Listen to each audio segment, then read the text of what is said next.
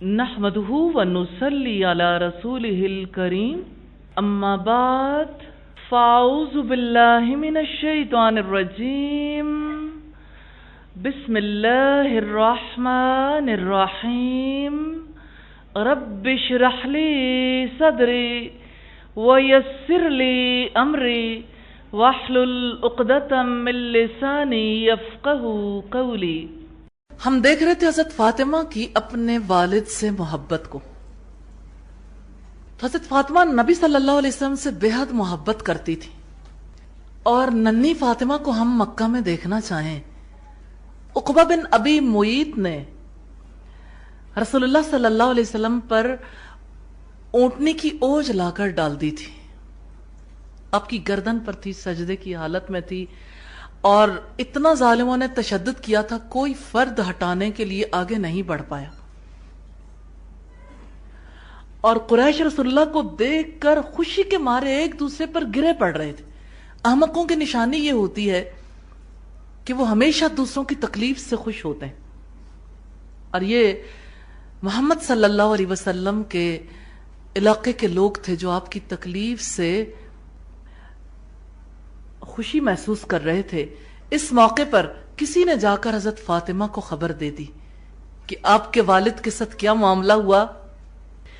اس وقت حضرت فاطمہ 5 یا 6 برس کی تھیں، لیکن جوش محبت سے وہ دوڑی ہوئی آئیں، اوج ہٹا کر عقبہ بن ابی معیط کو برا بھلا کہا اور بد دعائیں دیں۔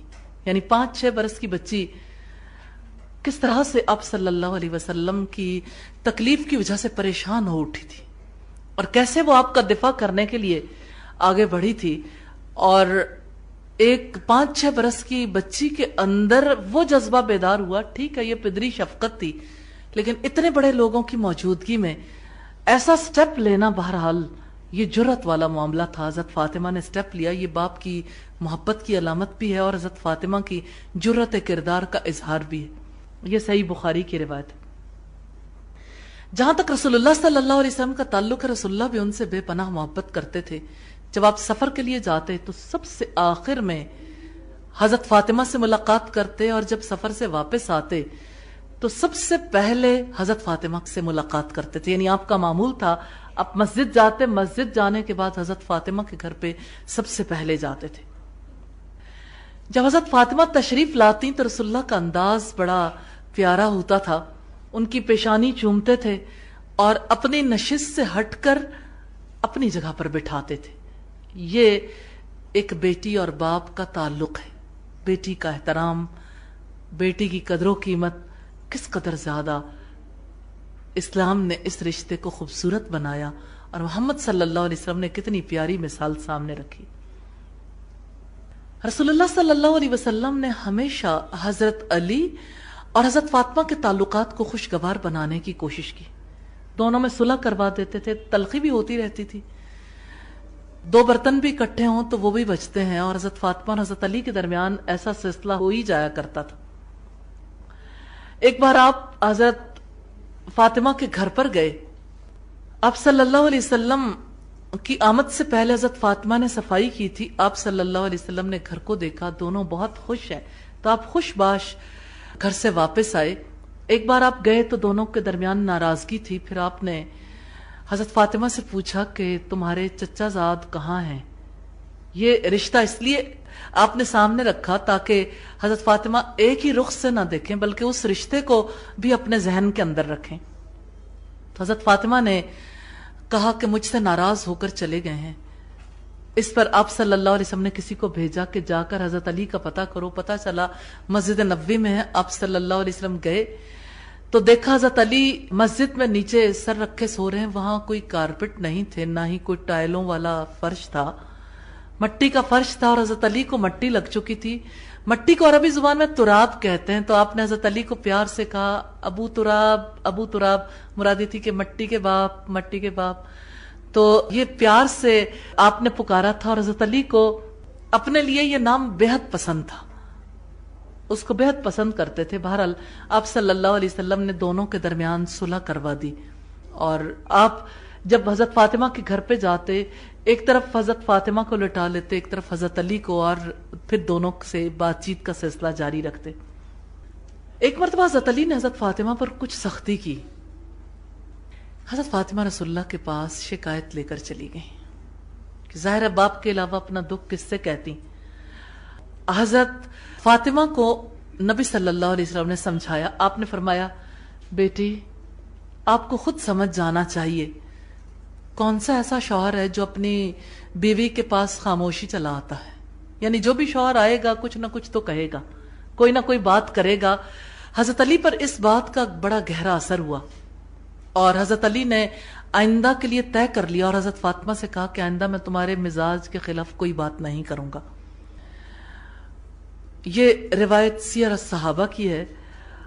ام المومنین حضرت عائشہ صدیقہ سے روایت ہے کہ ایک مرتبہ تمام ازواج مطہرات نبی صلی اللہ علیہ وسلم کے پاس اکٹھی بیٹھی تھیں، اتنے میں حضرت فاطمہ الزہرا ہمارے پاس آئیں۔ ان کی چال بالکل محمد صلی اللہ علیہ وسلم جیسی تھی۔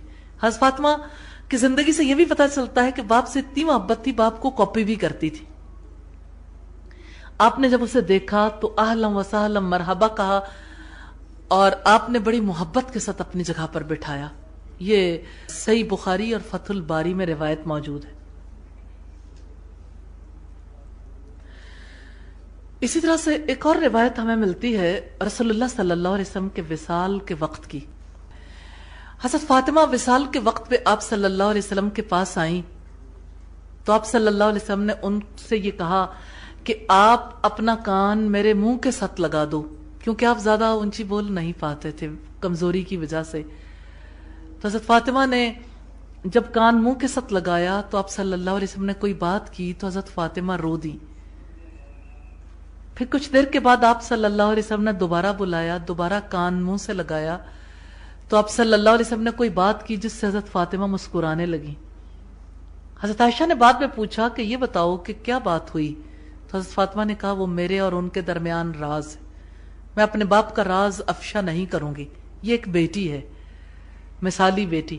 بہرحال پھر نبی صلی اللہ علیہ وسلم کا وصال ہو گیا۔ بعد میں حضرت عائشہ نے پوچھا کہ اچھا یہ بتاؤ کہ جب رسول اللہ کی حیات کی آخری لمحات تھے تو آپ سے انہوں نے کوئی بات کی تھی، آپ پہلے رو دی تھیں پھر آپ مسکرائی تھیں، تو اب تو رسول اللہ جہان سے چلے گئے، اگر مناسب خیال کریں تو ہمیں بات بتا دیں۔ اس پر حضرت فاطمہ نے کہا کہ مجھ سے پہلے میرے والد نے یہ کہا کہ اس برس جبریل مجھے 2 دفعہ دورہ قرآن کروا گئے، ہر سال 1 بار آتے تھے، اس مرتبہ جب 2 بار آئے ہیں تو مجھے لگتا ہے میرا دنیا سے جانے کا وقت آ گیا۔ اور پھر دوسری بار ایسا ہوا کہ نبی صلی اللہ علیہ وسلم نے حضرت فاطمہ سے کہا کہ میرے اہل بیت میں سب سے پہلے تم مجھ سے ملاقات کرو گی۔ حضرت فاطمہ یہ سن کر مسکرا دی۔ پھر آپ صلی اللہ علیہ وسلم نے یہ بھی کہا تھا کہ فاطمہ کیا تم اس بات کو پسند نہیں کرو گی کہ تم جنت کی عورتوں کی سردار بن جاؤ؟ تو حضرت فاطمہ کو یہ سن کر ہنسی آ گئی کہ مجھے یہ مقام، یہ مرتبہ ملنے والا ہے۔ یہ بخاری کی روایت ہے 4433 اور 34 پہ۔ حضرت فاطمہ جیسے اپنے والد سے محبت رکھتی تھیں، نبی صلی اللہ علیہ وسلم پر جب غشی طاری ہو گئی تو سیدہ فاطمہ زہرا نے شدت غم کا اظہار کرتے ہوئے کہا ہائے ابا جان کی یہ مصیبت اور دکھ، یعنی میرا باپ کس تکلیف میں ہے، کس دکھ میں۔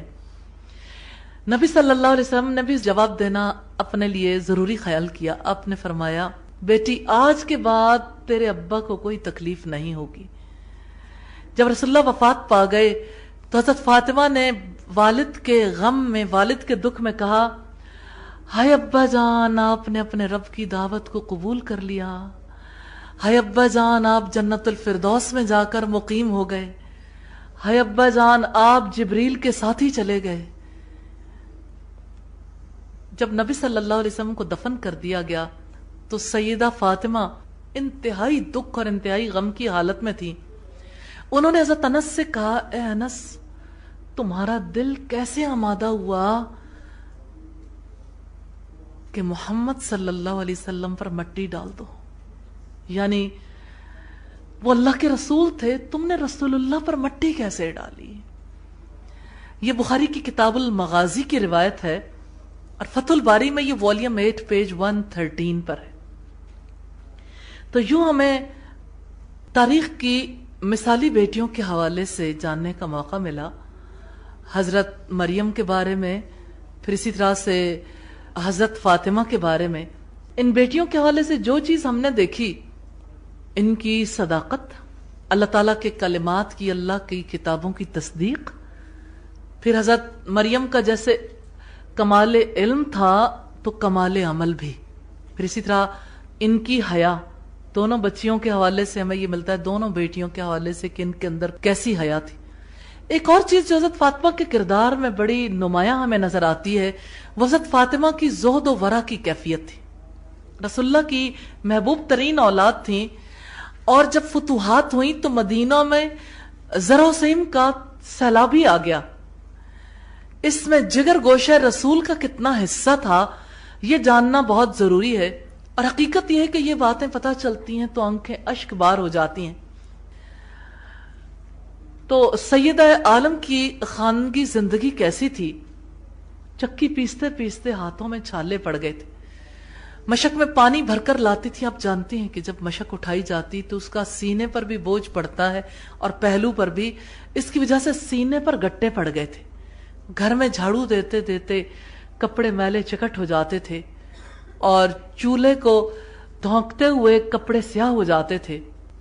انہوں نے رسول اللہ سے یہ کہا کہ گھر کے کام کاج کے لیے آپ مجھے کوئی غلام عطا کر دیں، تو رسول اللہ صلی اللہ علیہ وسلم نے فرمایا کہ اے میرے جگر کے ٹکڑے، بدر کے یتیموں کا حق تم سے پہلے ہے۔ یعنی بدر میں جن کے باپ کا سایہ ان کے سر سے چھن گیا، وہ اللہ کے حضور چلے گئے، ان کا حق فائق ہے، ان کو پہلے حق ملے گا۔ ایک دفعہ ایسا ہوا کہ حضرت علی نے حضرت فاطمہ کو سونے کا ہار دیا۔ جیسے شوہر بیوی کے درمیان ایک تعلق ہے، ایسا معاملہ عمومی طور پر ہوتا رہتا ہے۔ تو آپ صلی اللہ علیہ وسلم نے جب دیکھا تو آپ نے کہا، فاطمہ تم کیوں کہلوانا چاہتی ہو کہ رسول اللہ کی بیٹی آگ کا ہار پہنتی ہے؟ حضرت فاطمہ نے اس کو فوری طور پر بیچ دیا اور اس سے ایک غلام خرید لیا۔ ایک دفعہ آپ کسی غزوے سے تشریف لائے، حضرت فاطمہ نے آپ کا خیر مقدم کرنے کے لیے بہت خوبصورت پردے لگائے، حضرت حسن اور حضرت حسین کو چاندی کے کڑے پہنائے، یعنی باپ کی آمد کی خوشی میں یہ استقبال کی تیاریاں تھیں۔ رسول اللہ نے ان سب چیزوں کو دیکھا تو واپس چلے گئے، ملاقات ہی نہیں کی۔ حضرت فاطمہ کو رسول اللہ کی ناپسندیدگی کے بارے میں علم ہوا تو دونوں بچوں کے ہاتھوں سے کنگن اتروا دیے، اور انہوں نے گھر کا وہ جو پردہ تھا اس کو چاک کر دیا۔ آپ صلی اللہ علیہ وسلم کے پاس گئیں اور حضرت حسن اور حضرت حسین دونوں رو رہے تھے، تو آپ نے انہیں سمجھایا کہ میں نہیں چاہتا کہ میرے بچوں کے ہاتھ سونے چاندی سے آلودہ ہوں۔ پھر آپ نے فرمایا کہ یہ میرے اہل بیت ہیں، اور حضرت فاطمہ کے لیے یہ کہا کہ اس کے بدلے فاطمہ کے لیے اسیب کا ہار اور ہاتھی دانت کے کنگن خرید لاؤ، یعنی اگر پہننا ہی ہے تو دوسری جیولری پہن لو تاکہ دوسری عورتوں کے برابر رہو، دوسری عورتوں سے برتری اختیار کرنے کی کوشش نہ کریں۔ یہ واقعات ابو داؤد اور نسائی میں ہمیں ملتے ہیں۔ مسلمان عورت بحیثیت بیٹی کے چند خصوصیات ہم نے دیکھی، اب ہم کچھ اور خصوصیات دیکھیں گے۔ ان میں جیسے حضرت فاطمہ کے حوالے سے دیکھا، والدین کے ساتھ حسن سلوک، احترام سے پیش آنا، حسن اخلاق کا برتاؤ کرنا۔ حضرت فاطمہ کی والدہ تو جہان سے جا چکی تھی، لیکن باپ کے ساتھ طرز عمل سے اندازہ لگایا جا سکتا ہے کہ کس طرح ایک بیٹی کو اپنی والدہ اور اپنے والد دونوں کی خدمت کرنی چاہیے۔ بات یہ ہے کہ ایک مثالی بیٹی کی یہ خصوصیت ہے کہ وہ اپنے والدین کے حق کو پہچانتی ہے۔ سچی بات یہ ہے کہ جب تک حق کی پہچان نہ ہو اور حق ادا کرنا نہ آتا ہو، اس وقت تک حق کی ادائیگی ممکن نہیں ہے۔ اس سلسلے میں ضرورت اس امر کی ہے کہ قرآن حکیم اور سنت نبوی میں جو والدین کے حقوق کے حوالے سے چیزیں ملتی ہیں ان کو پڑھا بھی جائے اور ان کو باقاعدہ طور پر سیکھا بھی جائے۔ تبھی یہ ممکن ہے کہ باہمی تعلقات خوشگوار ہو جائیں۔ تو والدین کے مقام اور مرتبے کو پہچاننا، ان کے حوالے سے جو ذمہ داریاں عائد ہوتی ہیں ان کو سمجھنا، یہ ہماری بنیادی ضرورت ہے۔ تو اللہ تبارک و تعالیٰ نے والدین کا مرتبہ بڑا بلند رکھا ہے۔ یہ وہ اعلیٰ مقام ہے جو ہم تاریخ میں بھی دیکھنا چاہیں تو اسلام کے ماں سوا یہ مقام مرتبہ کہیں اور نظر نہیں آتا۔ اور قرآن حکیم میں اللہ تعالیٰ کی عبادت کے حکم کے بعد اور شرک سے اجتناب کے حکم کے بعد سب سے پہلا حکم والدین کے ساتھ حسن سلوک کا، جیسے سورہ نساء کی آیت نمبر 36 میں ہے وَاعْبُدُوا اللَّهَ وَلَا تُشْرِكُوا بِهِ شَيْئًا، اللہ کی عبادت کرتے رہو اور اس کے ساتھ کسی کو شریک نہ ٹھہراؤ، اور والدین کے ساتھ اچھا معاملہ کرو۔ مسلمان عورت اپنے دین سے خوب واقف ہوتی ہے، اسے واقف ہونا چاہیے، اسے یہ علم حاصل کرنا چاہیے، کیونکہ اسی کے ساتھ حسن معاملہ ممکن ہو سکتا ہے اور اسی کے ساتھ دنیا اور آخرت کی بھلائیاں حاصل ہو سکتی ہیں۔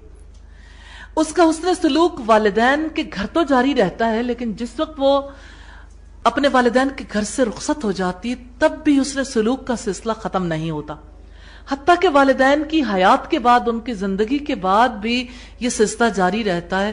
والدین دنیا سے چلے بھی جائیں، ان کے لیے دعا کا سلسلہ، ان کے دوستوں سے، ان کے رشتہ داروں سے حسن سلوک کا سلسلہ جاری رہتا ہے، اور اسی طرح سے ان کے لیے صدقہ و خیرات کرنا اور ان کے لیے دیگر ایسے اعمال کو انجام دینے کا سلسلہ جاری رہتا ہے جو صدقہ جاریہ بنتے ہیں۔ اسی وجہ سے وہ اپنے گھریلو مصروفیات میں بھی ہوتی ہے تو اپنے ٹائم کو مینج کرتی۔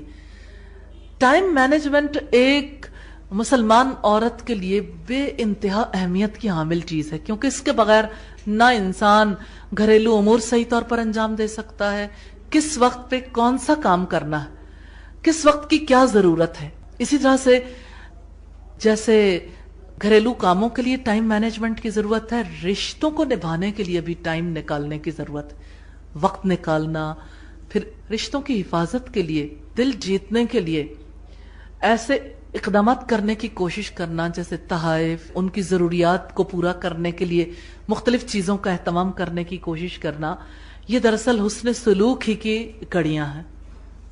پھر ایک آئیڈیل مسلمہ سے، ایک مثالی مسلمان بیٹی سے توقع کی جاتی ہے کہ وہ اپنے والدین کے ساتھ خوش کلامی سے پیش آئے گی، خوش اخلاقی سے، خوش کلامی سے۔ بات یہ ہے کہ جب تک دل کے اندر روشنی نہیں ہوتی رویے میں بھی روشنی نہیں آتی، اور علم نور ہے، علم روشنی ہے، اس کے توسط سے رویے بھی بدلتے ہیں۔ تو مسلمان بیٹی یہ سمجھتی ہے کہ والدین کا حق کیا ہے۔ اب اگر آپ دیکھیں تو اللہ تعالیٰ نے اس حق کو کیسے سکھایا، میں قرآن حکیم کی آیات کے حوالے سے چند ایک باتیں ضرور سامنے رکھنا چاہتی ہوں تاکہ اس کو سمجھنا ہمارے لیے آسان ہو جائے۔ رب العزت نے فرمایا سورہ لقمان میں، سورہ بنی اسرائیل میں، اسی طرح دوسری صورتوں میں بھی، جیسے سورہ بنی اسرائیل میں فرمایا وَخْفِضْ لَهُمَا جَنَاحَ الذُّلِّ مِنَ الرَّحْمَةِ، کہ ان دونوں کے لیے اپنے بازو نرمی سے بچھا دو، رحمت سے بچھا دو۔ تو قرآن حکیم نے اولاد کو، ایک بچے کو ایسی صورت میں پیش کیا ہے کہ گویا بچہ ایک پرندے کی مثال ہے۔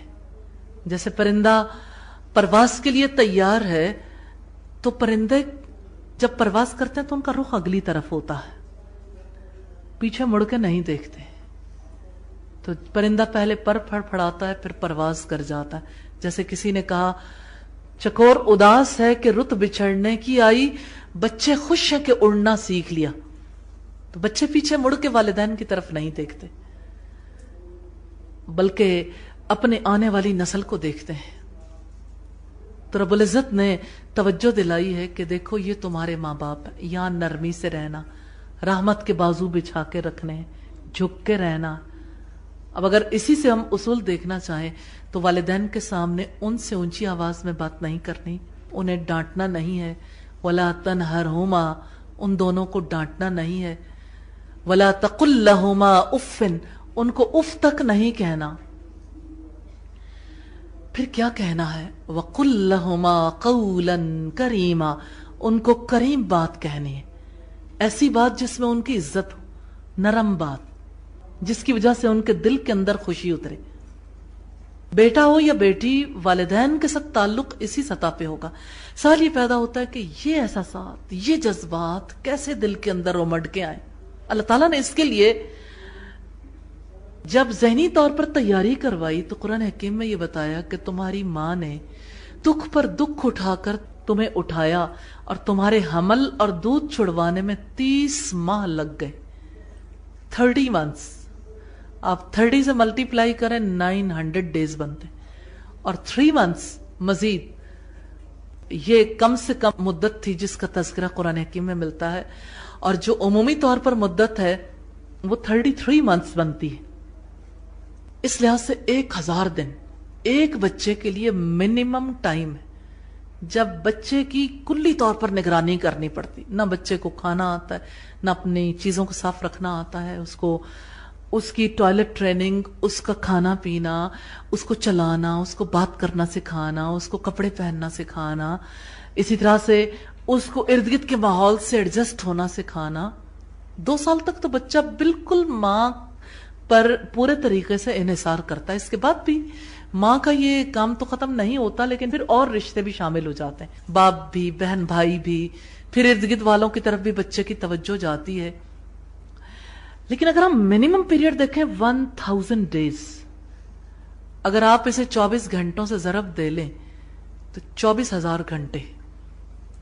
1 گھنٹہ ایک بچے کو سنبھالنا کتنا ٹف ہوتا، پھر اگر آپ اس میں 1 گھنٹے کے اندر منٹس دیکھیں، پھر ہر منٹ کے اندر وہ سیکنڈز دیکھیں جس کے لیے ماں ایفرٹ کرتی ہے۔ ایک بچے کے لیے ماں کن کن مراحل سے گزرتی ہے کہ تمہاری ماں نے ذوف پر ذوف اٹھا کر تمہارا حمل اٹھایا۔ ماں کو چکر آتے ہیں، کھانا ہضم نہیں ہوتا، دنیا کی کوئی چیز اچھی نہیں لگتی، لیکن ماں اپنی ذمہ داری سے غافل نہیں ہوتی۔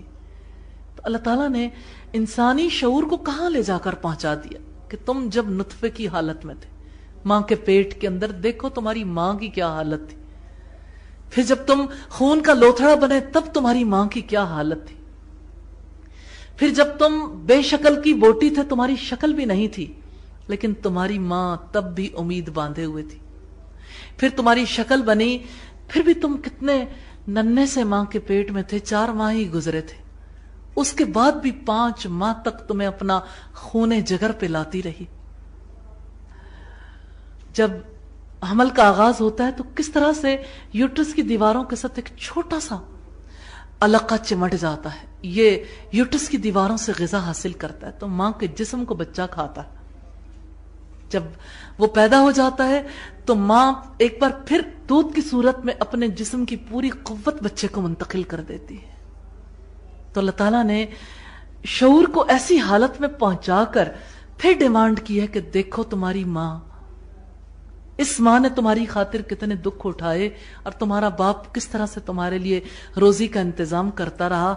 آج جب انہوں نے اپنی جوانی تم پر لٹا دی ہے، اپنی ہڈیاں انہوں نے کمزور کر لی، انہوں نے اپنی عمر کا قیمتی حصہ تم پر لگا دیا اور تم جوان ہو گئے ہو، تو اب تم اڑنے کے لیے تیار ہو۔ وَاخْفِضْ لَهُمَا جَنَاحَ الذُّلِّ مِنَ الرَّحْمَةِ، کہ ان دونوں کے لیے نرمی اور رحمت سے اپنے پر بچھا دو۔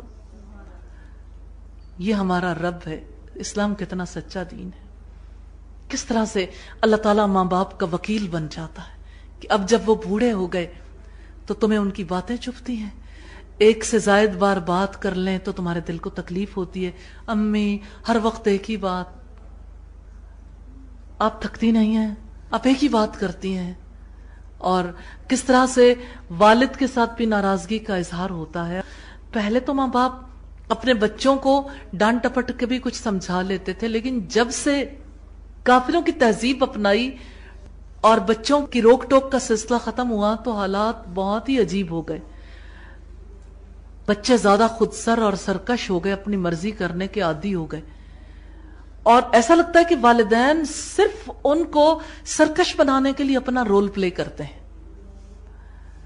بچپن سے ہی ہر خواہش کو پورا کر دینا اپنے لیے ضروری خیال کرتے ہیں. میں ایک ایسے باپ کو جانتی ہوں جس نے اپنے والد سے کہا کہ بچے اس لیے ضد کرتے ہیں کہ ان کے والدین ان کی خواہشات پوری نہیں کرتے، اور میں نے اپنے بچے کی ہر خواہش پوری کی ہے، اس لیے میرا بچہ کبھی ضد نہیں کرے گا. تو بوڑھے باپ نے کہا کہ بیٹا پہلی بات تو یہ ہے کہ کسی کے بس میں نہیں ہے کہ بچے کی تمام خواہشات کو پورا کر سکے، اور دوسری بات یہ ہے کہ خواہشات کو اگر پورا کرو گے تو بچے کے اندر نرمی نہیں سختی آئے گی. اور میں نے دیکھا کہ بوڑھا باپ جو کچھ کہہ رہا تھا جوان باپ اس کو سمجھ نہیں پا رہا تھا. بوڑھے باپ نے مثال دی کہ دیکھو ایک بادشاہ تھا، اس نے اپنے بچے کو ہر دنیا کی چیز فراہم کی، اور پھر ایسا ہوا کہ وہ وقت آیا کہ وہ اپنے بچے کو لے کر ہاتھی پر جب ساری شہر کی زیارت کو گیا تو بچے نے جب ہاتھی دیکھا اس کو بہت اچھا لگا، تو اس نے اپنے باپ سے کہا کہ یہ ہاتھی مجھے کوزے میں ڈال دو. اور باپ لاجواب ہو گیا کہ ظاہر ہے بچوں کی تو فرمائش ایسی ہے، وہ کچھ بھی فرمائش کر سکتے ہیں. جیسے کسی نے کہا کہ جگنوں کو دن میں پکڑنے کی ضد کریں، بچے ہمارے عہد کے چالاک ہو گئے. یعنی بچوں کی فرمائشوں کی تو کوئی انتہائی نہیں، لیکن اس سے زیادہ بڑی بات یہ ہے کہ جتنی زیادہ فرمائشیں پوری کریں گے بچے اتنے زیادہ سرکش ہو جائیں گے. خواہشات کو پورا کرنا یہ انسان کی زندگی کا مشن نہیں ہے، کیونکہ خواہشات ایسی چیز ہیں جس کی وجہ سے انسان کا مزاج خراب ہوتا ہے. خواہش پرستی اور خدا پرستی دو بالکل الگ تہذیبیں. قرآن حکیم یہ کہتا ہے کہ کیا تم نے اس شخص کو دیکھا ہے جس نے اپنی خواہش نفس کو اپنا معبود بنا لیا. تو آپ دیکھیں بچوں کو اگر ماں باپ خواہش پرستی سکھائیں گے تو وہ خواہش پرست بنیں گے، ان کے نزدیک رشتوں کی کوئی ویلیو نہیں رہ جائے گی. تو ماں باپ کے لیے کتنا زیادہ ضروری ہے اس بات کو سمجھنا کہ بچوں کے ساتھ کس لمٹ میں ڈیل کرنا. تو انشاءاللہ اس کو ہم ماں کا رول جب پڑھیں گے تو اس کو زیادہ ڈیٹیل سے دیکھیں گے، لیکن فی الوقت صرف اتنی بات ہے کہ بچوں کی ہر خواہش کو پورا کر دینا یہ کسی ماں کی یا کسی باپ کی بڑائی کی نہیں، ان کی حماقت کی دلیل ہے. یہ احمقانہ نظریہ ہے، یہ بے وقوفی پر مبنی نظریہ ہے، کیونکہ اس کے نتیجے میں اولاد یا آنے والی نسل جس مقام تک پہنچتی ہے وہ زندگی میں کبھی کوئی بڑا کام انجام نہیں دے سکتی، کیونکہ ان کے نزدیک سب سے بڑی چیز یہ ہے کہ ان کی اپنی ذاتی خواہش پوری ہو. جتنے بچے لاڈلے ہوتے ہیں وہ اپنے لاڈ کی وجہ سے زندگی میں اور زیادہ تکلیف کاٹتے ہیں. والدین تو ان کے لاڈ ان کے ناز نخرے اٹھاتے ہیں، لیکن والدین کے بعد یعنی خاص طور پر بیٹیوں کو اگر دیکھیے، بیٹیاں جب اپنے گھر میں چلی جاتی ہیں تو ظاہر ہے کہ شوہر تو شوہر ہے، سسرال میں باقی لوگ اس کو اسی طرح سے دیکھیں گے جس طرح سے باقی افراد کا حق ہے، اسی طرح سے اس کا حق ہے. نہ بیٹی کا جی لگتا ہے، نہ سسرال والے اس سے خوش ہوتے ہیں، نہ شوہر خوش ہوتا ہے، اور زندگی ناکام ہو جاتی. زندگی سے انسان کچھ بھی حاصل نہیں کر پاتا. تو اصل چیز جو ہے وہ یہ کہ زندگی میں اپنے بچے کو فقیر نہیں بنانا چاہیے. اسلام جس بیٹی کا نظریہ پیش کرتا ہے، اسلام جس بیٹی کا تصور دیتا ہے، جس بیٹی کو مثال بناتا ہے، وہ بیٹی فقیر نہیں ہے کہ وہ ہاتھ پھیلائے، بلکہ وہ دیالو ہے، سخی ہے. کیونکہ محمد رسول اللہ صلی اللہ علیہ وسلم نے فرمایا الید العلیٰ خیر من الید السفلی، کہ اوپر والا ہاتھ نیچے والے ہاتھ سے بہتر ہے. نیچے والا ہاتھ جو ہے وہ ہمیشہ مانگتا ہے. اور آپ دیکھیے کہ آپ اپنے بچے کی خواہشات پوری کرتے کرتے دراصل اسے فقیر ہی بنا لیتے ہیں، کیونکہ وہ ہمیشہ لیتا ہی رہتا ہے، وہ کبھی دینے والا بنتا ہی نہیں. تو وہ بیٹی جس نے سدا زندگی سے یہی سیکھا کہ وہ محبت لے لے، تو وہ آپ دیکھیے کاسا پھیلائے ہوئے ہر ایک سے محبت چاہتی ہے. کوئی محبت کی بھیک دے جائے، کوئی توجہ کی بھیک دے جائے، ہر ایک سے ہی چاہتی ہے کہ مجھے اہمیت دو، میری کیئر کرو، میری طرف دیکھو، میرے مسائل سنو، میری بات سنو. خواہش پرست انسان کی زندگی میں سب سے بڑی بات یہ ہوتی ہے کہ میں ہی ہوں اور کوئی نہیں. جب کبھی اس کے سامنے کسی دوسرے کا مسئلہ آتا ہے تو اس کی انا پرستی کو ٹھیس پہنچتی.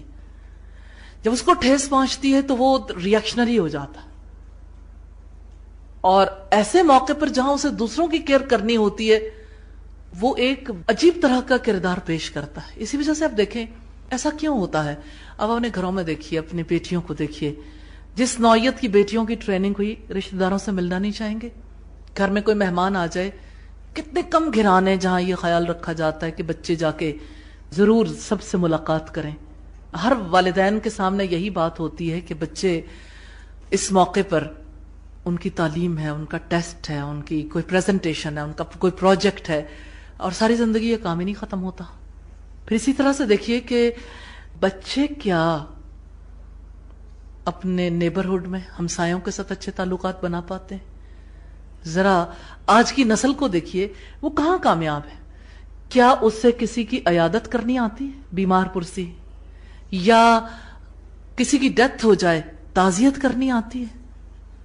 یا گھر میں باپ یا ماں کو کچھ ہو جائے، ان کی ڈیتھ ہو جائے، تو ایسے موقع پر پتا ہے کہ مجھے اپنے ماں باپ کے لیے کیا کرنا؟ میں ایک مثال دینا چاہوں گی اسلام آباد کی، کہ اسلام آباد میں 22ویں گریڈ کے ایک صاحب ہیں جن کا انتقال ہو گیا۔ انہوں نے اپنی عمر میں اپنے بچوں کی خاطر کیا نہیں کیا، انہیں باہر پڑھایا، ان کی اعلیٰ اداروں میں تعلیم کا سلسلہ جاری رکھا۔ ڈیتھ ہوئی تو بچوں کو پتہ ہی نہیں تھا کہ اب باپ کے ساتھ کیا کرنا ہے۔ ان کے ذہن میں پہلا خیال یہ آیا کہ ویل چیئر پہ بٹھا کے باپ کو کسی ایک طرف لگا دے۔ انہوں نے باپ کا قتل نہیں کیا تھا، باپ اپنی طبعی موت مرا، لیکن سمجھ نہیں تھی کہ کیا کریں۔ بچوں نے باپ کو کرسی پہ بٹھا کے واش روم میں دھکیل دیا۔ 2 دن باپ اسی حالت میں باتھ روم میں رہا ڈیتھ کے بعد، کیونکہ بچے جانتے نہیں تھے، ان کے پاس علم نہیں تھا کہ کسی کی ڈیتھ ہو جائے تو پھر کیا کرنا چاہیے۔ یہ بچوں کا فالٹ نہیں ہے، بیسیکلی ماں باپ کا کردار ہے۔ لیکن کوئی جوان ہو جائے تو اس کے بعد اس کی ذاتی ذمہ داریاں بھی تو ہوتی ہیں۔ اور اخبارات میں اس اندوہناک واقعے کے بارے میں جو تذکرہ ہمیں ملتا ہے وہ بڑا عجیب و غریب۔ 2 دن کے بعد یہ خبر پھیلی، اور کس طرح سے وہ وقت انہوں نے گزارا ہوگا نہیں جانتے کہ اس موقع پر آیا مردے کو نہلانے کی ضرورت ہے، کفن دفن کا سلسلہ کرنے کی ضرورت ہے۔ تو میں آپ سے یہ سوال کرنا چاہتی ہوں کہ اپنی بیٹی کو، جس کو ہم آئیڈیل بیٹی بنانا چاہتے ہیں، اور بیٹیوں سے بھی سوال کرنا چاہتی ہوں کہ اپنے ماں باپ سے محبت ہے، ماں باپ کی محبت کی وجہ سے یہی بتا دیجئے کہ کتنی بیٹیاں جانتی ہیں کہ اگر گھر میں ڈیتھ ہو جائے پھر کیا کرتے ہیں؟ کیا ہمارے گھروں میں زندہ رہنے کے لیے تعلیم دی جاتی ہے کہ اچھی زندگی گزارنے کے لیے کیا اصول، ضابطے، قاعدے ضروری، اور کیا جانے والوں کو رخصت کرنے کے لیے تعلیم دی جاتی ہے؟ ہم کہاں سٹینڈ کرتے ہیں؟ ہم اپنے آپ کو سمجھتے ہیں کہ ہم بڑے تہذیب یافتہ دور میں رہ رہے ہیں، اور وہ قدیم دور تھا جہاں لوگوں کو کچھ پتا نہیں تھا۔ ریئلی صورتحال یہ ہے کہ پہلے لوگ پھر بھی اپنے بچوں کو یہ تمام معاملات کسی حد تک سکھاتے تھے۔ اب تو ایسا لگتا ہے کہ جاہلوں کی فوج ظفر موج، نہ زندگی سکھاتے ہیں نہ موت سکھاتے ہیں، نہ موت کے بعد کے لیے تیاری کرنا سکھاتے ہیں۔ یہ کیسی جہالت ہے اور یہ کیسی حماقت ہے۔ ہم کس ماحول میں رہتے ہیں اور اپنے آپ کو سمجھتے ہیں کہ ہم جو کچھ کر رہے ہیں اچھا کر رہے ہیں۔ سورہ الکہف میں رب العزت نے فرمایا هَلْ نُنَبِّئُكُمْ بِالْأَخْسَرِينَ أَعْمَالًا، کیا ہم آپ کو خبر دیں کہ اپنے اعمال میں سب سے زیادہ خسارے والے کون ہیں؟ خسارہ کہتے ہیں ٹوٹل لاس کو، جس کا دیوالیہ نکل جائے، کچھ بھی نہ باقی رہے۔ الذین ضل سعیہم فی الحیات الدنیا، جن کی کوشش دنیا کی زندگی میں گم ہو گئی، یعنی اتنا دنیا کے پیچھے بھاگے ہیں کہ کوششیں دنیا کی زندگی میں ہی گم ہو گئیں، اور وہ یہ گمان کرتے رہے کہ وہ بہت اچھا کر رہے ہیں۔ ایسا نہیں لگتا کہ ہمارے اوپر کلی طور پر یہ چسپاں ہوتی ہیں آیات کہ ہم میں سے کون یہ سمجھتا ہے کہ جو کچھ ہم کر رہے ہیں وہ اچھا نہیں ہے؟ عمومی طور پر دیکھیے ہر کوئی اپنے گھر میں سیٹسفائیڈ ہے. جہالت کی ہے کہ یہ بھی علامت ہوتی, بڑی معذرت کے ساتھ ہم سب ایک ہی سوسائٹی کے افراد ہیں. جہالت کی ہے کہ یہ بھی علامت ہوتی ہے کہ انسان اپنے بارے میں یہ سوچنا بھی نہیں چاہتا کہ میں نے کبھی کوئی غلط کام کیا. وہ اپنے آپ کو اچھا ہی ثابت کرنے کی کوشش کرتا ہے. کسی انسان کو اپنی غلطی کا احساس ہو جائے نا, یہ اس کی زندگی کا قیمتی لمحہ, کیونکہ اگر کوئی چیز غلط ہے تو وہ ٹھیک ہو سکتی, لیکن جس کو غلط تسلیم بھی نہ کیا جائے وہ کیسے درست ہوگی؟ کیا یہ سچ نہیں ہے کہ ہماری ساری کوششیں دنیا کی زندگی میں گم ہو گئی؟ بچے کی پیدائش سے لے کر اس کی جوانی تک ہماری کوششیں بچوں کو کھلانے کے لیے, ان کو پہنانے کے لیے, ان کی تعلیم کے لیے, ان کی سرگرمیوں کو مینج کرنے کے لیے, دنیا میں اچھا مقام پانے کے لیے. کیا والدین پوری زندگی نہیں لگا دیتے؟ ریئلی جتنا آج کے والدین نے محنت کی اپنے بچوں کا مستقبل سنوارنے کے لیے, اس سے پہلے یہ کوششیں اس انداز کی نہیں تھی. گھلا دی ہیں زندگیاں, اپنا آپ پورے طریقے سے یوں لگتا ہے کہ بچوں پہ نچھاور کر دیا. لیکن آج کے والدین پریشان ہیں, جتنے صاحب فکر لوگ ہیں وہ پریشان ہیں کہ ہم نے اپنے بچوں کے ساتھ کیا کیا, ہم نے انہیں کیا دیا, ہم نے انہیں کس طرح کا انسان بنا دیا. ایسے لگتا ہے ایک خود پرست, خواہش پرست ایک بت ہے جس کو اپنی ذات سے باہر کچھ نظر نہیں آتا, جس کے لیے سب سے بڑی چیز اس کی اپنی خواہش ہے. میں, میری زندگی, میری چاہت, میری خواہشات. آپ آج کسی بچی سے, کسی بچے سے سوال کر کے دیکھیے, وہ کہے گا یہ میری زندگی ہے, مجھے اپنی زندگی پر حق ہے, میں آزاد ہوں, یہ میری زندگی کا سوال ہے, میں اپنی زندگی کے بارے میں کسی اور کو کیسے اجازت دے دوں. کیا گھروں سے بھاگنے والی بچیاں جو اپنی ماں باپ کو, پالنے والے ماں باپ کو, زندگی لوٹانے والے ماں باپ کو اپنا دشمن سمجھ بیٹھتی ہیں, کیا وہ بچی اکیلے ہی خراب ہو گئی؟ ایسا تو نہیں ہے, پوری سوسائٹی اس میں شریک ہے. Media, print media, electronic media, school, college, university, پورا ماحول ہے. پورے ماحول نے ان افراد کو, ان شخصیات کو یہاں تک پہنچایا. آج کی بیٹی کے بارے میں دیکھیے, وہ گھر آباد نہیں کرنا چاہتی. آپ ذرا سروے کر کے دیکھیے عدالتوں میں کیا صورتحال ہے. خلا کے اتنے کیسز ایک ایک سٹی میں کہ یوں لگتا ہے کہ اب بچیاں گھر نہیں بسا پائیں گی, کہ جو بچیاں اپنے گھروں میں بھی ہیں تکلیف میں مبتلا ہیں. اس کا یہ مطلب نہیں ہے کہ وہ بچیاں گھر بسا نہیں سکتی, بسا سکتی ہیں. انہیں گھر بسانا کس نے سکھایا؟ ان کو تو تعلیم دی کہ اپنے پاؤں پہ کھڑی ہو جائیں, ان کو امپاور کیا کہ وہ مرد کے مقابلے میں آ سکے, کہ ان کو کوئی طلاق نہ دے سکے, وہ اپنی زندگی اچھے طریقے سے گزار سکے. پھر کیا صورتحال ہے؟ مجھے پڑھی لکھی بچیوں کی, خاص طور پر جو جابینز ہیں, مجھے ان کے دکھوں کا اور ان کی تکلیفوں کا زیادہ شدت سے احساس ہوتا ہے کہ وہ بچی جس نے ساری زندگی کھلا دی, اپنا سب کچھ, ماں باپ نے اسے جہاں تک لگانا چاہا اس نے سب کچھ کیا, وہ بچی جو ابھی تک کولو کے بیل کی طرح لگی ہوئی ہے, صبح سے لے کے رات ہو جاتی ہے, مسلسل محنت کرتی ہے. اور ایسی بیٹیوں سے, یہ اسلام کی بیٹیاں, ان بیٹیوں سے ہمارے پیٹرول پمپس, ہمارے شاپنگ مالز, ہماری موٹر وے, جگہ جگہ ایک ایک مقام ایسی بیٹیوں سے بھرا ہوا ہے کہ جنہوں نے تعلیم حاصل کی, جو اپنے پاؤں پہ کھڑا ہونا چاہتی تھی لیکن گھر نہیں بسا پائیں. آشیانہ, اپنا گھر, عورت کا کتنا بڑا خواب ہے. ایک بیٹی کا گھر بسانے کے لیے ماں باپ نے جو راستہ انتخاب کیا, اس راستے کے بارے میں نظر ثانی کرنی چاہیے.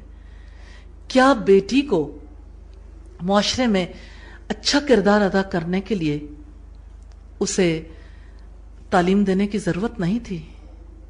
کہ وہ اپنے مولا سے، اپنے رب سے، پیدا کرنے والے سے تعلق بناتی.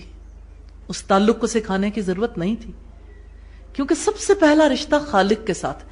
کیا اس بچی کو والدین کے حقوق سکھانے کی ضرورت نہیں تھی؟ رشتہ داری کا حق سکھانے کی ضرورت نہیں تھی؟ صلہ رحمی کا حق؟ کیا اسے شوہر کے حقوق سکھانے کی ضرورت نہیں تھی؟ کیا اس کے لیے یہ ضروری نہیں تھا کہ ماں باپ اسے اچھی ماں بننے کے لیے تیار کرتے ہیں؟ بیٹیاں اب بھی اپنے ماں باپ کے لیے وفادار ہوتی ہیں، ایسی بات نہیں ہمارے معاشرے میں ساری بیٹیاں ہی ایک برابر ہو جائیں، لیکن وہ بیٹی اپنا کردار ادا کرنے کے قابل نہیں رہ گئی. اور ہمارے دشمن نے جو سوچا تھا کہ ہمارے فیملی یونٹ پہ وار کیا جائے، گھروں کو تباہ کیا جائے، تو آج وہ تلخیاں کیسے ہماری بیٹی کی زندگی کے اندر اتر گئی ہیں. وہی بیٹی جو اپنی زندگی کو سنوارنے کے لیے تعلیم حاصل کرتی ہے، وہی بیٹی آج کتنے دکھوں میں گھری رہتی ہے. اس کے لیے گھر کے کچن میں جانا مشکل ہو گیا،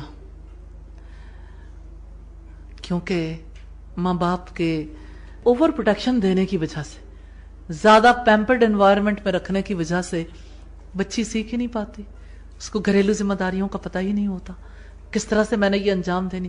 اس کو تو یوں لگتا ہے کہ جیسے آسمان سر پہ آ گرا، جیسے وہ کسی بھاری بوجھ تلے، کسی پہاڑ تلے دب گئی ہو. اپنے گھر میں وہ اگر رشتہ داروں سے نہ ملے، دوستوں سے نہ ملے، نیبر سے نہ ملے تو گھر والے محسوس نہیں کرتے، لیکن جس وقت وہ سسرال پہنچتی، ہر ایک کی توقعات، ہر ایک کی اس سے ایکسپیکٹیشنز مختلف ہو جاتی. پھر بیٹی کے لیے کتنا زیادہ مشکل ہو جاتا ہے ان تلخیوں کو برداشت کرنا.